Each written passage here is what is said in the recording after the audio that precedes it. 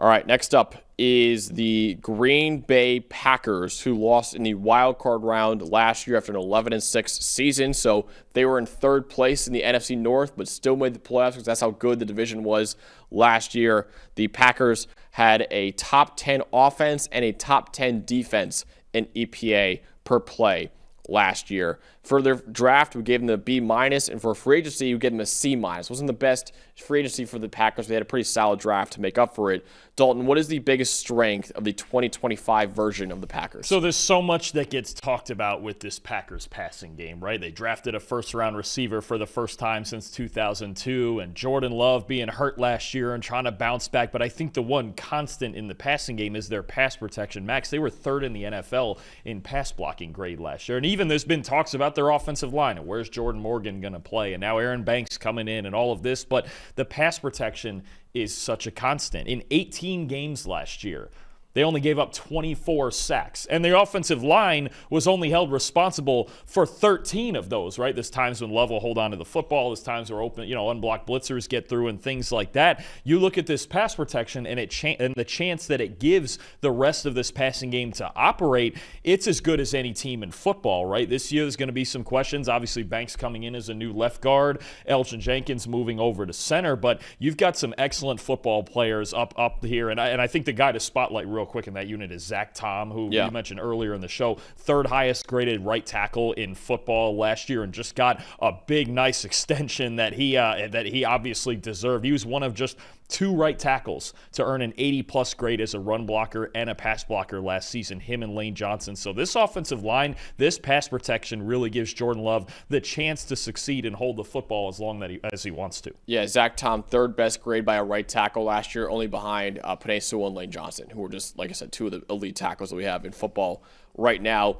So they have an elite safety in the secondary, and Xavier McKinney, who's our number 2 safety in the NFL. But the corners are a little more of a question mark right now because you lose Jair Alexander, you lose Eric Stokes too. Carrington Valentine was a solid player for them down the stretch last year. Keyshawn Nixon has had coverage grades kind of in the low 60s in the last 3 years too. You brought in Nate Hobbs, but he only had a 61.5 coverage grade last year too. And then Javon Bullard should play a little bit in the slot like he did in college at Georgia too, but still all around, Dalton, this is a cornerback room that I'm a little worried about. In a division with a lot of elite receivers like Justin Jefferson and Jordan Addison who gets back from suspension, Amon-Ra St. Brown too, and then obviously DJ Moore and Luther Burden III and everyone else they have there in Chicago, and Roma Dunze, but I'm still worried about what Green Bay is going to do to kind of guard those guys this year. Yeah, it's really a combination of their pass defense for me, the cornerbacks especially with that lack of experience and depth, and then also their pass rush that struggles to get home without blitzing. I think their pass defense really is the biggest concern for me about Green Bay when you talk about their Super Bowl chances, because you lose Alexander and Stokes, the 2 outside starters. You don't have a lot of veteran experience out there and highly productive experience. Obviously, they're really good at safety with guys like Xavier McKinney and Evan Williams and Javon Bullard playing that combo role, but I'm worried on the outside against the better teams in the NFC. You look at what they're dealing with just in this division, right? Justin Jefferson and those guys in Minnesota, right? Amon-Ra St. Brown, all those guys Detroit has. The Bears are loaded now. You look at the Eagles when you have to play A.J. Brown and Devontae Smith, the Rams with Nakua and Devontae Adams, and the Falcons with Drake and whoever, the Bucks with Evans and Godwin and all those guys. I mean, when you're playing in this NFC right now with so many teams at the top loaded at receiver, you need a really good group of cornerbacks that can keep up, and I'm a little worried that the Packers might not have that. Yeah, a little worried about them too. And also Jordan Love, who has been at times looks like one of the best quarterbacks in the NFL, and at times he's really struggled out there too. It's kind of a roller coaster right now, Dalton. What you know about him going into 2025? Look, he runs hot and cold, no question. And look, I think, is he absolutely their franchise quarterback? For sure. Is it all his fault that I thought he struggled a bit at times last year? There were times where he was cold. Now, earlier in the year, he was hurt, but also you had the Packers receivers dropping a lot of balls, and they went from 6th to 16th in receiving grade last year from the year before. I think the big thing for me with Jordan Love is just decision-making and not taking so many shots downfield. Don't force it, right? We had a film breakdown of this earlier in the offseason, and there are times when you can see he just forces it. He wants the home run. He wants the big game-changing play, but I think where Matthew Golden, the first-round wide receiver, is going to help more than anything with that blazing speed is allowing Jordan Love to throw in the intermediate parts of of the field. He was one of the best quarterbacks in football with that in 2023. Last year, 35th in the NFL in intermediate passing grade out of 43 qualified quarterbacks. I think just stay a little more patient and allow those deep shots to set themselves up within the offense. You've got a great running game with Josh Jacobs. Just move the chains, and then get over the top. And once they have that combination rolling, because they do have a lot of depth at receiver, right? We might not think about they have, a Justin Jefferson or a Jamar Chase, but they have a lot of different pass-catching options. If he just uses them all and makes his read and runs the offense, they can be extremely good. He just has to get back to a little more patient approach. And you mentioned Josh Jacobs right there. He should help him keep him on schedule a lot in that offense. He's one of the best running backs that we have in football right now. A 91.3 rushing grade last year in Green Bay, in his first year in Green Bay. That was fourth among all running backs in the NFL.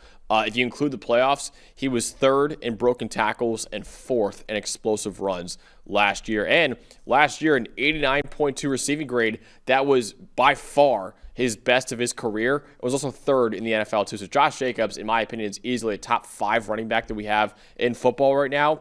And he really helps out that Packers offense where it's not all the pressures on Jordan Love. Does it feel like he still just doesn't get enough credit, right? Because, I mean, even last year, if the Packers passing game is running hot, people are going to talk about Jordan Love and the receivers. If it's running cold, they're going to talk about Jordan Love and the receivers. And I know that's the nature of playing quarterback. But when you looked at times last year, I think you could argue easily that Josh Jacobs was this team's MVP last year. Think about the games that Jordan Love missed and Malik Willis was playing. And they still had a highly functional run game because Josh Jacobs was the engine of it. I think he still needs to continue to be the engine of it. And he added in an 89.2 receiving grade, which he's never done before, and in close to it in his time in the league. So I think you look at Jacobs, again, the spotlight's going to be on the quarterbacks. It's always on the quarterbacks. But if Jacobs is a top 5 back, again, like he was last year, and you have a two-dimensional offense now with the passing game even regressing in a positive way back towards the norm of what they should be, it's incredibly dangerous, but Jacobs, to me, is the engine of it. So we mentioned before, we're worried about the corners for Green Bay, but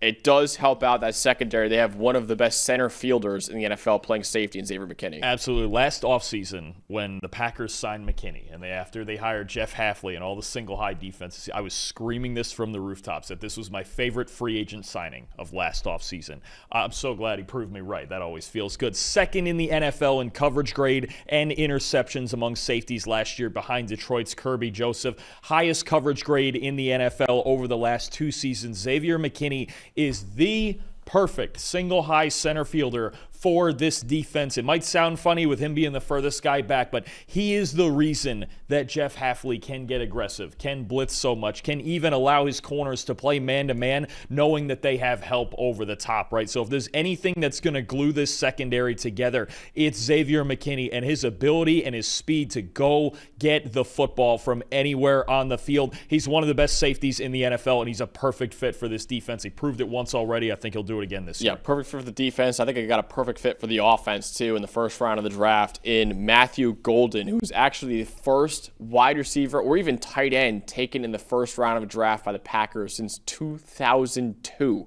It's been over 2 decades since the Packers took a pass catcher in the first round of the draft. He has blazing speed, obviously. Ran like around a 4.3 in the 40-yard dash at the combine. And then his 1 year at Texas after transferring in from Houston, he was 14th in the country with a 99.6 deep receiving grade. And really, the Packers seem to have missed that kind of speed in the receiving core last year. So he could hit home runs for them, but also defenses have to account for him on every single play. That should also open up a lot of holes for their other receivers underneath in the intermediate range. I think it's huge. I think it's huge. I don't think Golden is in for some type of crazy 1,600-yard season, maybe ever, right? But I think the fact that I believe didn't he hit a 4.29, 4.28, 4.29? Yep. I think he has 4.2 speed. We're talking about what that should do to open everything up for everybody else, because that's what they were missing last year and for multiple years when Christian Watson has been hurt. He's supposed to be the speed guy, the guy that takes safeties off of the top of the defense. It allows you now to get back underneath, to allow Jaden Reed to be the intermediate route runner that he is, to allow Romeo Doubs to be the intermediate route runner that he is. And the rest of those guys in Dontavian Wicks, all they have to do is catch the football, right? Because that's what they struggled with last year. But Matthew Golden, even if there's a game where he only gets, say, 3 or 4 targets and it doesn't seem like, on the surface he's producing a whole lot individually, the fact that his speed is a constant threat on the field and Jordan Love can go to it anytime should benefit the entire offense. So the Packers, who have made the playoffs in 5 of the last 6 years, their win total is set at 9.5 right now on DraftKings. Are you going over or under for that? And do you think the Packers will make the playoffs in 6 of the last 7 years now? I think they should make the playoffs because you consider it felt like a lot went wrong last year. They still won 11 games, and they still made the playoffs, right? It felt like there was this constant grinding and battling from the Packers, right? I think they should be expected to make the playoffs, and as much as any team in this division, they should be expected to compete for it and try to win this division, right? I think it's so even. I know it feels like I'm saying the same thing for all 4 of these teams here, but again, I think it's the most wide-open division in football, and the Packers, it wouldn't shock me if they finished first. And with the flaws on pass defense, and maybe if the passing game doesn't click again, it wouldn't shock me if they finished 4th. I think there is that level of parity in this division. The one thing that does worry me, whether it's in the regular season or once we get to the postseason and playing those primetime teams, it's their pass defense. They have to be better. They need somebody up front, Rashawn Gary to have his best year, Lucas Van Ness to have his best year, somebody up front so they can rush 4 and drop more into coverage. And then the cornerback question, right? It's going to be, to me, one-on-one on the outside. Are they going to have a lot of issues? Because we saw this, even if the rest of your defense is great. We saw this in a team like the Pittsburgh Steelers last year. You can have a great pass rush. You can be really good in the middle of your defense. But if you're losing those one-on-one battles outside, teams are going to figure that out, and they're going to get the ball out there outside the numbers and work you on the outside. So I do have my concerns. That pass defense is one thing that might keep me from, say, picking the Packers to go to the Super Bowl. But any outcome in this division would not shock me for them. That includes first place. That includes 4th place. It could go any which way. But they should be expected to have a high floor. They should expect themselves certainly to make the playoffs. And I think those concerns in the pass defense made Hafley kind of change what he wanted to do defensively last year, because he ran zone coverage at a top 10 rate in the NFL last year. When he was at Boston College, it was all man coverage for them at Boston College. So I think you can't really run man coverage if you don't have the defensive backs to do it. And I don't think he had it last year. So I think he still doesn't really have the great corners to be doing that this year too. But I still think they'll have a winning season. They'll still probably make the playoffs next year too and still compete for that division title. But again, I don't think it's a Super Bowl contender by any means, but I still think it's a very solid team that should make their playoffs for the 6th time in the last 7 years. Yeah, absolutely. Real quick, I do like, and I know, again, a lot of the focus is on the passing game, and this is why I was trying to talk about Josh Jacobs. I really like Ben's bet that we have here with Josh Jacobs. He's got Josh Jacobs leading the NFL in rushing touchdowns at 20-1. 20-1. And I know there's Derrick Henry, I know there's Saquon Barkley, but Josh Jacobs is still going to be the workhorse here, right? This Matt LaFleur likes a balanced offense. His best offenses have been balanced. So I think if you do have that two-dimensional game, and especially, here's another part. I'll even say, I've talked a lot about Matthew Golden and the receivers.